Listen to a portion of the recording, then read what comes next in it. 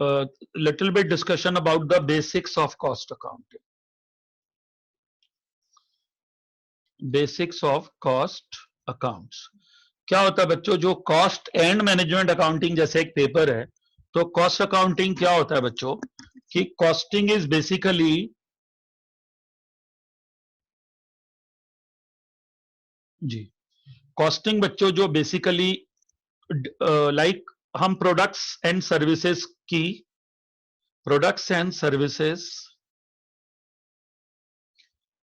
Have some cost, then their selling price is determined. तो जो हम प्रोडक्ट और सर्विसेज दे रहे हैं उनकी कॉस्ट भी तो होती है.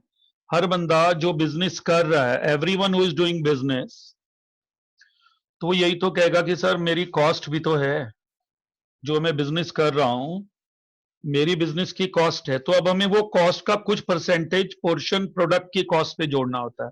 और if we are a service provider then we have to add that item in the cost of services. Then we determine what amount will be charged from the customer. So what is to be taken in cost of a product? What is to be taken in cost of a product?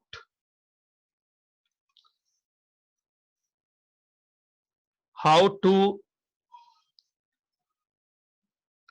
determine cost of finished goods?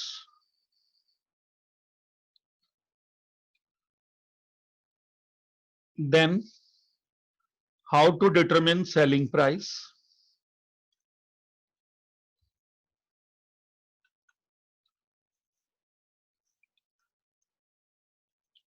How to absorb indirect expenses in cost, etc. All such decisions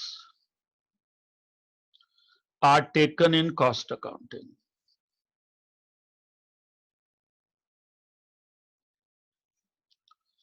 Are taken in cost accounting. All such decisions are taken in cost accounting. तो जैसे बच्चों हर subject का अपना एक fundamentals होता है. जैसे हम कॉर्पोरेट अकाउंटिंग पढ़ रहे हैं तो हम लोग कंपनी, वो अकाउंटिंग है और वो प्रॉपर कंपनी अकाउंटिंग है. मतलब वी मस्ट नो कि कंपनी क्या करती है, what does a company do. तो हम वो वाली उसको हम बोलते हैं कॉस्ट कॉर्पोरेट अकाउंटिंग है. इसी तरीके से बच्चों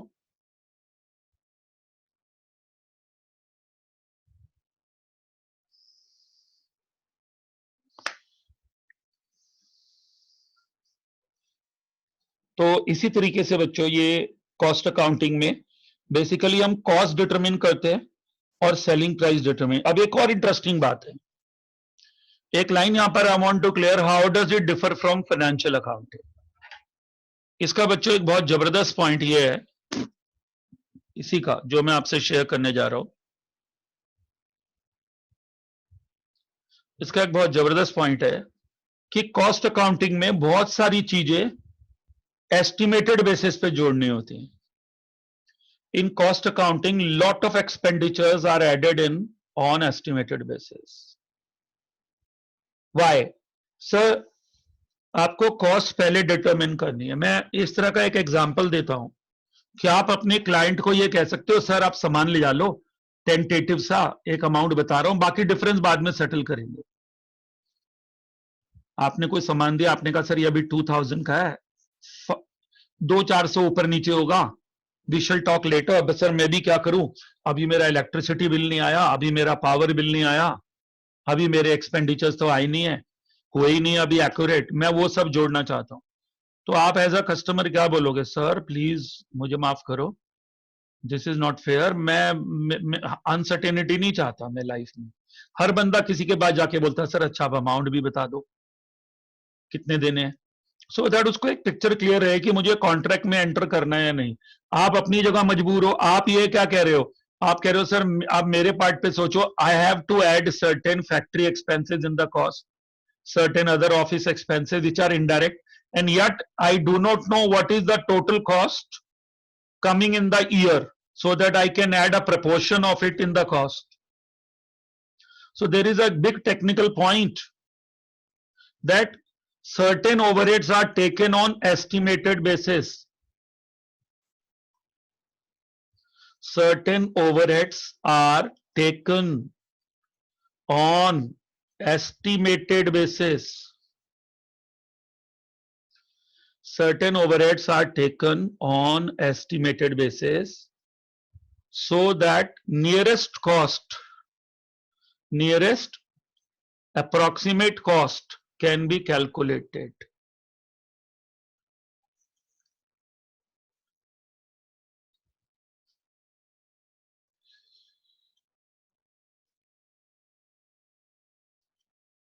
And selling price is determined.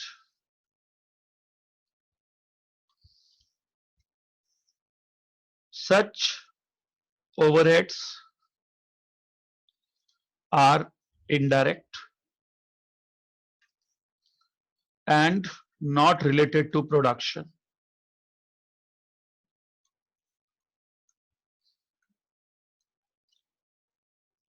Therefore, a rational approach is needed to include a proportion of such overheads.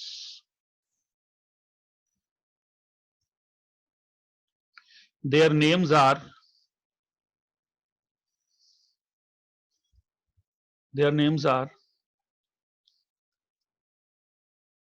research and development,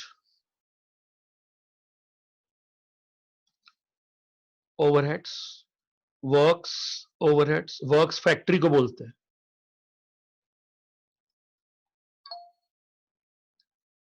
works overheads, factory overheads,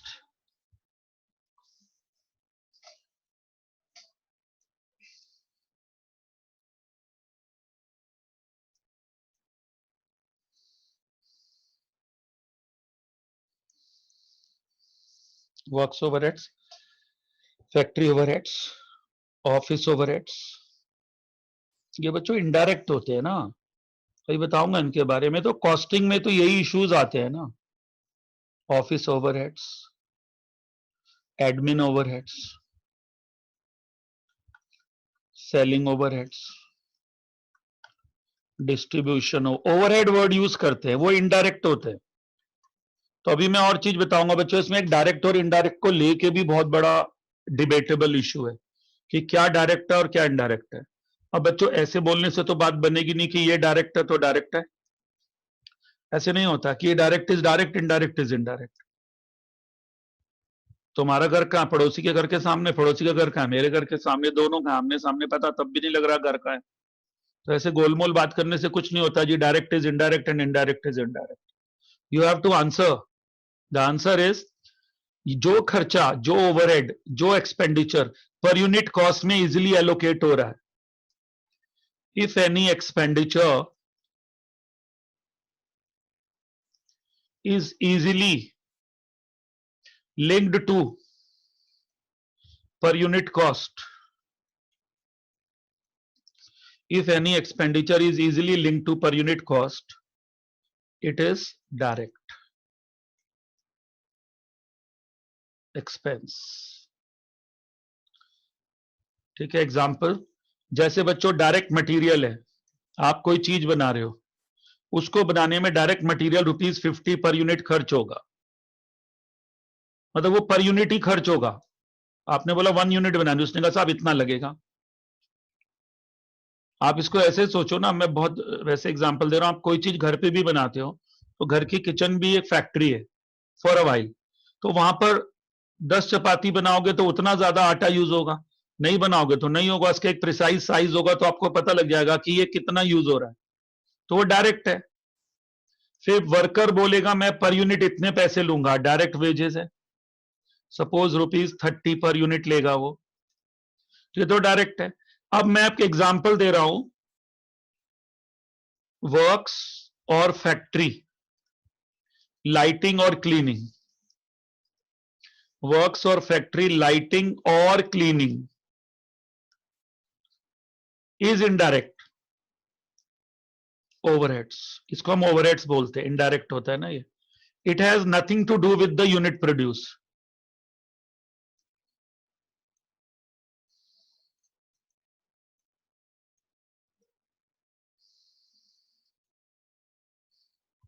ये बच्चों इनडायरेक्ट होता है। तो कॉस्टिंग में आप पहले बात को समझो, कॉस्ट अकाउंटिंग में हमें कॉस्ट निकालनी होती है प्रोडक्ट और सर्विसेज की। फिर मैंने ये बोला कि काफी कुछ कॉस्टिंग में ऐसा भी होता है कि हमें फिनिश गुड्स की कॉस्ट निकालनी है, बेसिक मोटिव सेलिंग प्राइस निकालना है, और उसमें बच्चों एक हमारे लिए बहुत बड़ा इशू होता है कि इनडायरेक्ट एक्सपेंसेस को कैसे जोड़ें, because all such decisions are like indirect expenses को जोड़ना, ओवरहेड्स में जोड़ना और उसको यूनिट से लिंक करना, ये सब कॉस्ट अकाउंटिंग में होता है। All such decisions are taken in cost accounting. तो कॉस्ट अकाउंटिंग का जो बेसिक मोटिव है, नंबर ऑफ यूनिट प्रोड्यूस निकालना, कॉस्ट पर यूनिट निकालना, एस्टिमेटेड, मतलब बेसिक पॉइंट। अच्छा एक और चीज है, कुछ ऑब्जेक्टिव ऑफ कॉस्ट अकाउंटिंग याद आ रहे हैं, कुछ ऑब्जेक्टिव्स भी बोल देते हैं कुछ लोग, इनको फंक्शंस बोल देते हैं। ठीक है, एक मिनट आप सुन लीजिए। इसमें है determine cost of product, determine cost of product और service,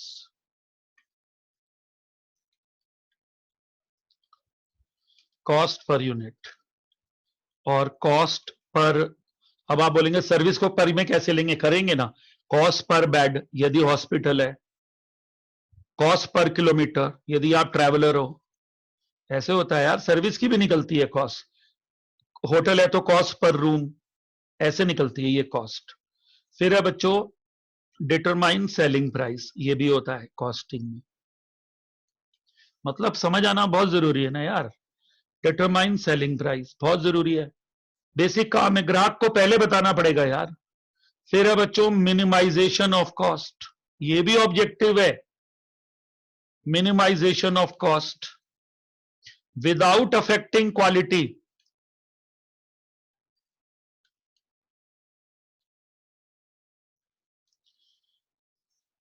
then cost control, efficiency in production,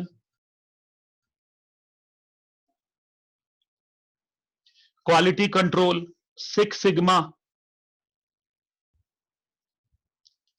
ये सब बच्चों अच्छे फंक्शन है कॉस्टिंग के, बेसिक ये ऑब्जेक्टिव है, ये कॉस्ट अकाउंटिंग की दुनिया है। ये डेबिट क्रेडिट नहीं है, इसमें एक चैप्टर है डेबिट क्रेडिट का, integrated non integrated, it is a different world, it is totally a different world my children. ये सब हमें कॉस्टिंग में करना है। एंड आई टोल्ड यू कि मैनी ओवरहेड्स, और एक और रीजन है, correct decision of absorbing overheads in cost, correct decision और way out of absorbing overheads in cost of product, क्योंकि ये जो overheads हैं, overheads are those indirect expenses which are not connected to unit produced, उनको भी जोड़ना है। overheads are those indirect overheads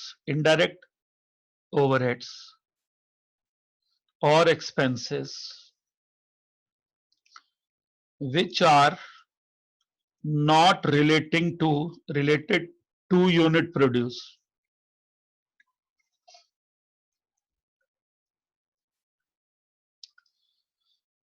Such overheads are also to be absorbed. वही बात पहले भी बताई, रिपीट हो रही है। Absorbed in cost judiciously and rationally.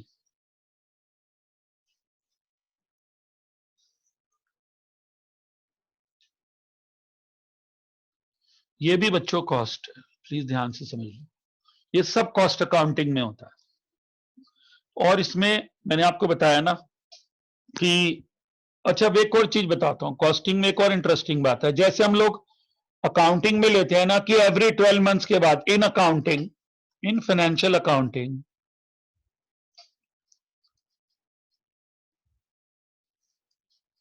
books can be closed, books are closed after every 12 months. Books are closed after every 12 months. जो books हैं वो हर 12 मंथ्स के बाद क्लोज होती है ना. It is not necessary in cost accounting.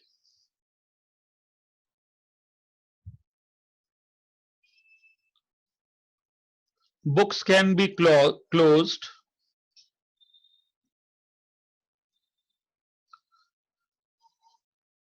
जो मतलब books can be closed means cost, books can be closed job to job,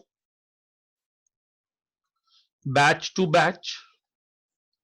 It is not closed, costing निकालनी है batch to batch, units basis etc. इसका मतलब क्या है, suppose 2000 cycles were manufactured,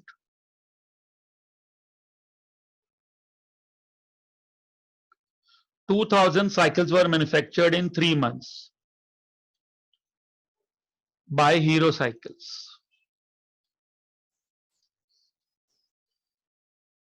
By whom? Hero Cycles.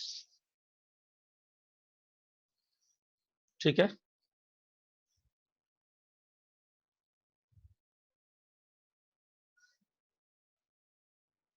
ये हो गया. अब आता है 2000 cycles were manufactured in 3 months by Hero Cycle. Cost sheet, cost statement और cost sheet भी बोल देते हैं इसको, will be drawn for 2000 cycles for 3 months. ये बच्चों लॉजिक है. तो ये एक जॉब होगी,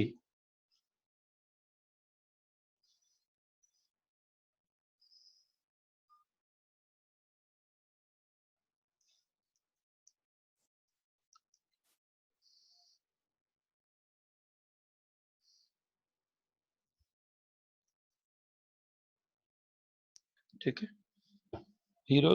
तो अब ये बच्चों इसमें 1 ईयर से there is no relationship of 1 year. You have to make a cost of 2000 units. अब सपोज आपने देखा होगा कि जूसेस है, रियल के जूसेस का, real juices small size 10,000 units were manufactured.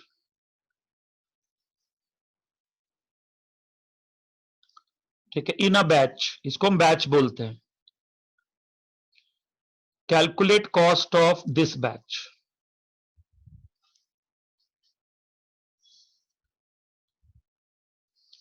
Calculate cost of this batch, ये इस बैच की कॉस्ट निकाल लो. तो ये बैच टू बैच है, जॉब टू जॉब है.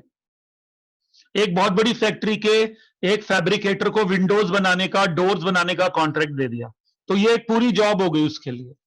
तो कॉस्टिंग ऐसे चलती है, job to job, batch to batch, unit to unit. दवाइयों में लिखा होता है batch number, expiry date, manufacturing date. तो costing is job to job, batch to batch, unit to unit. इसको ध्यान रखो.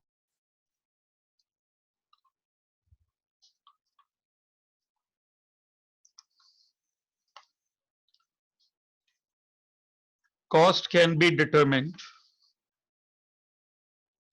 जॉब टू जॉब, अभी जो बताया, batch to batch and unit to units, like this. फिर बच्चों there is a long list of item जो कॉस्टिंग में लेते ही नहीं है. There is a long list of item not taken in cost. Why? So why to put the burden on those items on the shoulder of the logic is why to put burden of these items on the shoulder of consumer, customer or clients. For example, abnormal loss of material. Why to add on the cost? ठीक है, और loss on sale of assets or investments.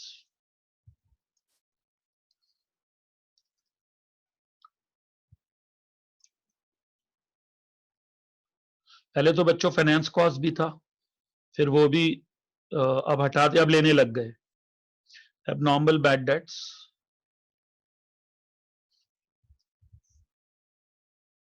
वैसे मैं लिख रहा हूं finance cost nowadays it has started to be a part of cost.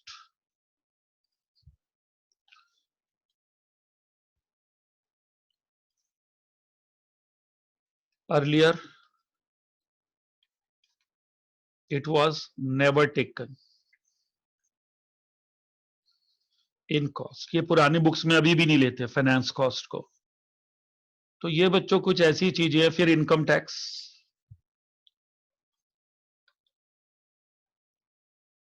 और बच्चों जैसे जीएसटी है, यदि इनपुटेबल है तो क्यों लेंगे?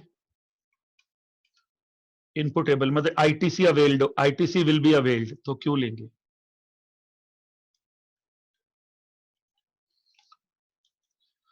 तो ये जो एबनॉर्मल चीजें, abnormal loss, loss on sale of machine, loss on sale of investment, income tax, finance cost था पहले, abnormal bad debts, loss of raw material, ये सब हम कॉस्ट में नहीं लेते. सर इनका बर्डन ग्राहक पे क्यों देंगे? We shall not consider in cost accounting. There are many more items in this. ठीक है, फिर कंपनी है तो डिविडेंड पेड, ये भी क्यों लेंगे? ठीक है, एटसेट्रा. और ऐसे ही हम कॉस्टिंग में इनकम्स भी नहीं लेते. जैसे there are certain incomes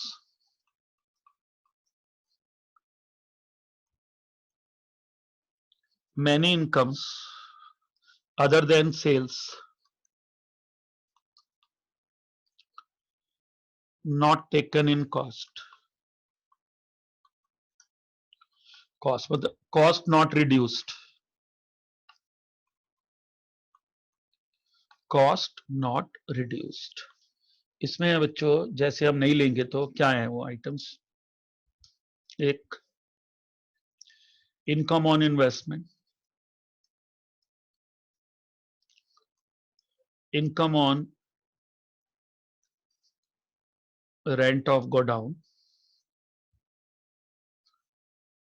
discount received, profit on sale of machine or investment,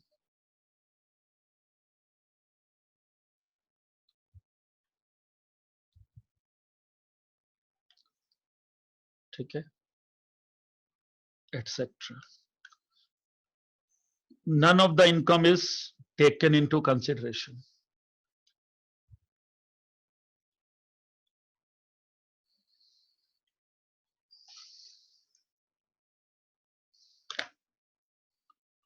अब बच्चों none of the our income is considered in cost. कोई कहेगा इनकम को कॉस्ट में क्यों लेना? हाँ ले सकते हैं ना कभी. इनकम मतलब कॉस्ट रिमेन्स अनअफेक्टेड. जैसे सेल ऑफ स्क्रैप होता है, वो भी इनकम होती है, उससे कॉस्ट को कम करते हैं.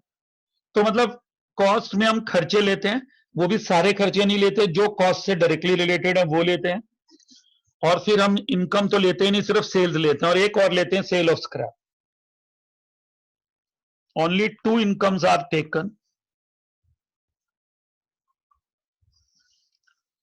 एक तो मेन है सेल ऑफ गुड्स, ये भी कॉस्ट में नहीं लेते ना बच्चों, ये तो अलग ही चीज है। Only two incomes are taken, sale of goods और दूसरा है बच्चों sale of scrap. It reduces cost, बल्कि एक ही इनकम लेते हैं, सेल ऑफ स्क्रैप बस। टू सेल ऑफ गुड्स तो कोई इनकम कोई है, वो तो मतलब कॉस्ट से क्या मतलब है उसका, वो तो कॉस्ट तो जो निकलेगी, only one income is taken,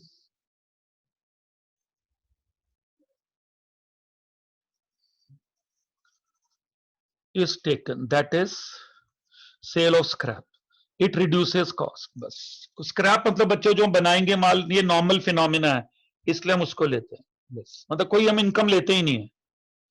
तो ये बच्चों कॉस्ट अकाउंटिंग के प्रिंसिपल्स हैं, फंडामेंटल्स हैं, बेसिक बात कर रहा था कि कॉस्टिंग क्या है। अब कॉस्टिंग में बच्चों क्या होता है कि हम लोग कॉस्ट निकालते हैं पहले, वी कैलकुलेट कॉस्ट और फिर सेलिंग प्राइस निकालते हैं। जैसे हम लोग कॉस्ट निकालेंगे, जैसे मैं एक एग्जांपल दे रहा हूं, पर यूनिट कॉस्ट को भी बहुत इंपॉर्टेंस देते हैं। पर unit cost plays a very important role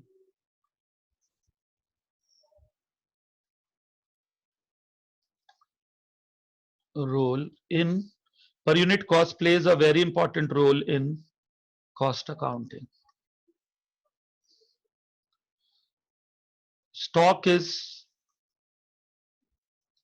valued on per unit cost basis.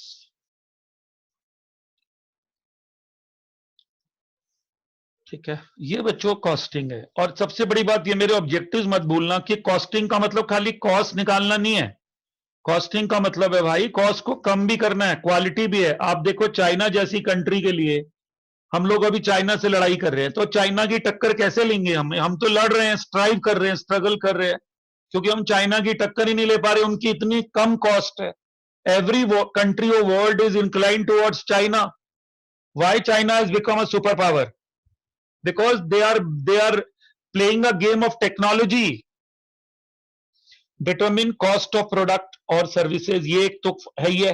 Determine selling price, minimization of cost without affecting quality, minimizing cost without affecting quality, ये without affecting quality, cost control, efficiency in production, quality control, six sigma, ये भी बच्चे तरीका है quality control का।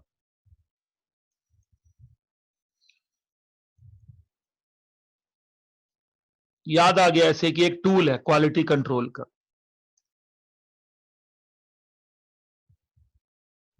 फिर correct decision और way out of what, absorbing indirect. आधा दिमाग तो बच्चों इससे खराब हो जाता है, of absorbing overheads in cost of production. तो ये सब कॉस्ट के फंक्शन है भाई, ये करना है हमें कॉस्टिंग में, और ये सब टेक्निक आपको चैप्टर टू चैप्टर सिखाई जाएंगे।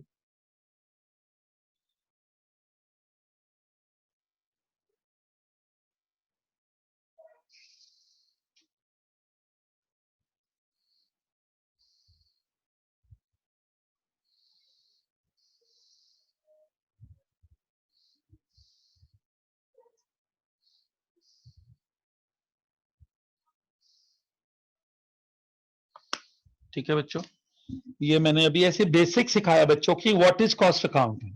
अब कॉस्ट अकाउंटिंग के कोई बोले जी क्या चैप्टर होते हैं, सपोज सर एक तो मटेरियल चैप्टर ही होता है। मटेरियल में हम मिनिमाइजेशन की टेक्निक सीखते हैं, वेस्टेजेस कम करते हैं, कॉस्ट मिनिमाइज करते हैं, फिर वेजेस को लेते हैं, और उसमें सबसे खतरनाक चैप्टर होता है ओवरहेड्स। वेजेस की टेक्निक सीखते हैं, how to pay wages. Material के बारे में देखते हैं, minimizing cost, wastage minimized, minimization. ठीक है, और ये होता minimization of cost, wastage minimization, wages techniques, methods of payment.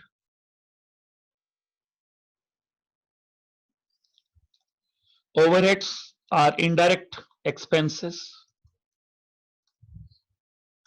of factory, office, and selling. How to add them in cost. ये भी एक बहुत इंपॉर्टेंट इशू होता है. ये चैप्टर्स है, मैं बता रहा हूं.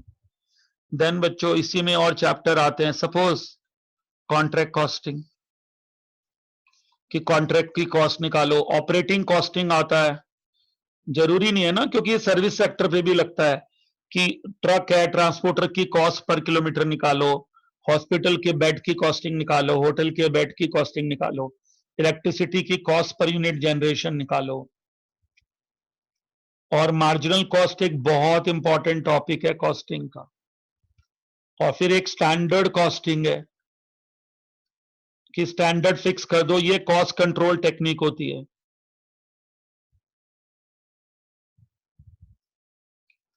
कॉस्ट कंट्रोल टेक्निक होती है. ठीक है, ये होता है.